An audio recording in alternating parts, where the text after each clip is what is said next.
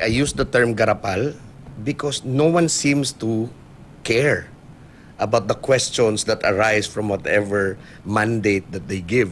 Ang tinutukoy ni Direk Eric Mati ay ang sistema ng naging pagpilis ng Metro Manila Film Festival 2017 entries. Kamakailan lang ay inanunsyo ng MMFF na base sa script, 4 na pelikula na ang pasok sa festival.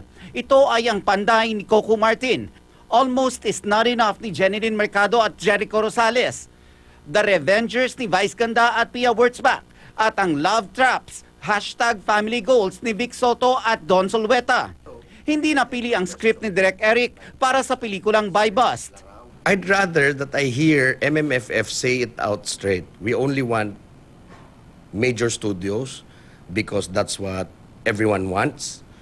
And wag na kayo mag-submit. Why not go for development unlike any other film festivals worldwide? Ang MMFF, Metro Manila Film Fest po, hindi lang po ito about artistic excellence. Unfortunately, we are mandated to raise funds for the beneficiaries of their industry.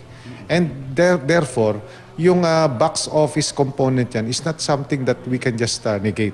Nagtataka rin si Direk Eric kung bakit wala man lang nagtanong kung bakit biglang nag-resign ang 3 MMFF Execom members na sina Ricky Lee, Rolando Tolentino at Cara Magsanok Aligpala.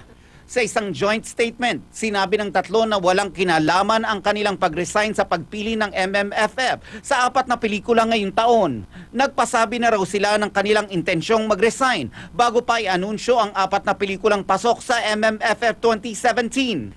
Gayunman, sinabi rin nilang hindi sila sang-ayon sa paniniwala ng ilang Execom members na malalaking film outfits lang ang pwedeng mag-produce ng blockbuster at ang paggawa ng isang pelikulang kikita sa takilya at mga quality films ay hindi eksklusibo sa mga malalaking film studio o independent film outfits. We respect that. That is their prerogative. Wala naman ho tayong, yun po ang paniniwala nila. No? But let me just say na, number 1, hindi pa ho tapos yung selection process. Pagbigyan natin yung proseso, then judge us by December if we made a mistake or not. Nelson Carlas, GMA News.